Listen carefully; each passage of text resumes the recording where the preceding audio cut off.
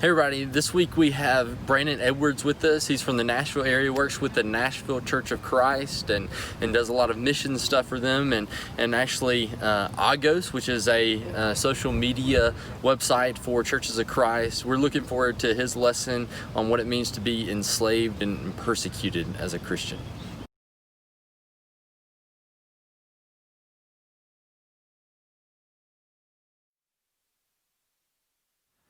I remember the first time I met them, a young Chinese couple that sat down next to me at lunch. And they asked me if I would mind their company.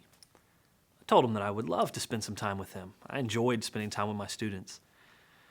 There are not a whole lot of couples that look like they are in love, but these two emanated love from every pore. And it wasn't that overly affectionate type of love. It was the way that they looked at each other.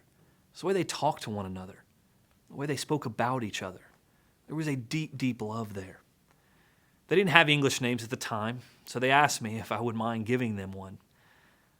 Well, you see, this is actually pretty common for Chinese students.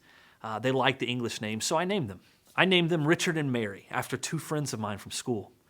This lovely couple reminded me a lot of them in a big, big way, and well, association is a huge help when trying to remember like 1,000 Chinese student names.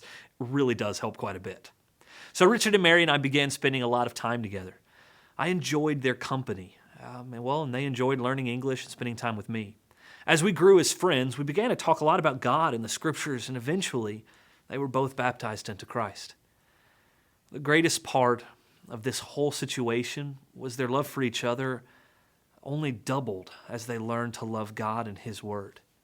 They spent countless hours in my apartment studying, asking questions, wanting to know more and more about Jesus. It was truly a beautiful journey of faith. I was glad I got to be part of it.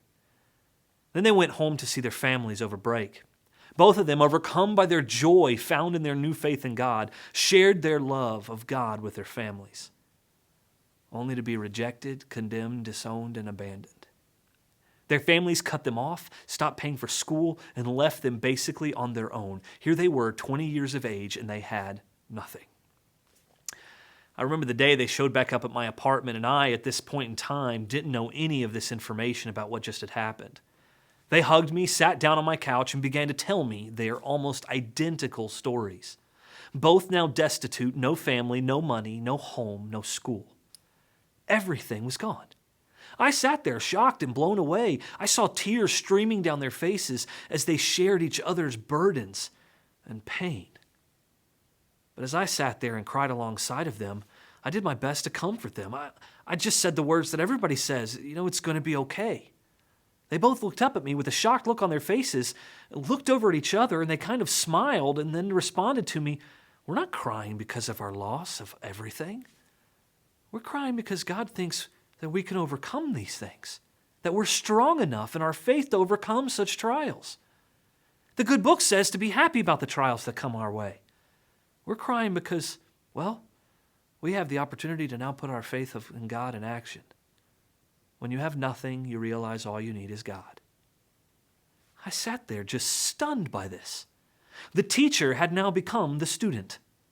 I wish I could tell you that this situation was a one-off. It's not. It happened over and over during my time in China. In fact, this wasn't even the first time this had happened. And it happened the first time to a young lady aptly named Joy. Her parents also disowned her, and she lost everything only to find comfort in God's love. It happened to a young man named Lion and a young lady named Apple. It became almost the norm for so many of these young, new Christians. Now, Richard and Mary were a bit different. They married, found jobs. One continued in school while the other worked. And eventually they switched off so that the other one could finish school also. But the greatest part was that they opened their home to a home church and began teaching others about faith. They loved others, and they became mom and dad to so many young Christians who ended up being disowned in the same way. They were living and breathing examples of God's love and grace and mercy in times of trial and persecution, until the day they were arrested for running a house church. Apparently, some of their neighbors found all the people staying with them and visiting them and being in their home quite annoying. So they tipped off the police, and they were both arrested.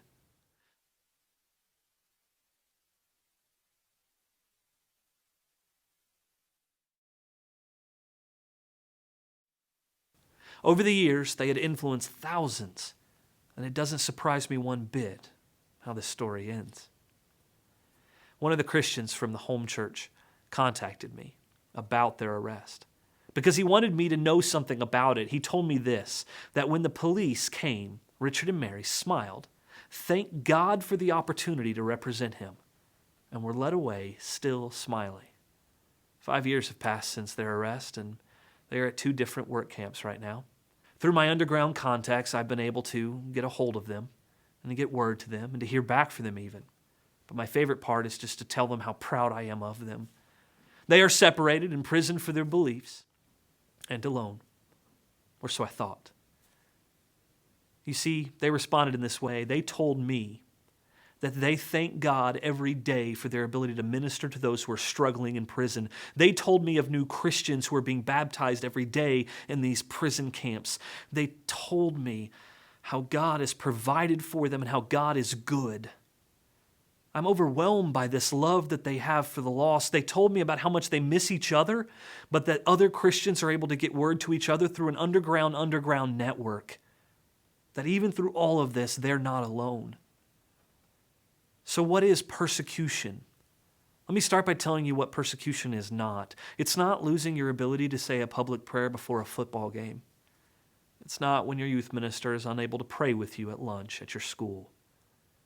It's not losing your ability to have a town nativity scene.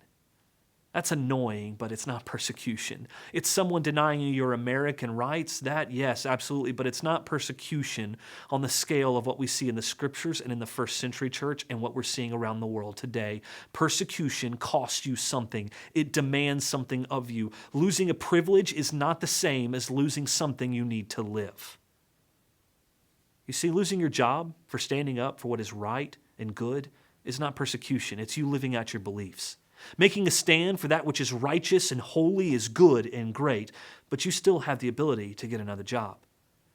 When we belittle the word persecution down to annoyances, we diminish the sacrifice of those who are actually persecuted.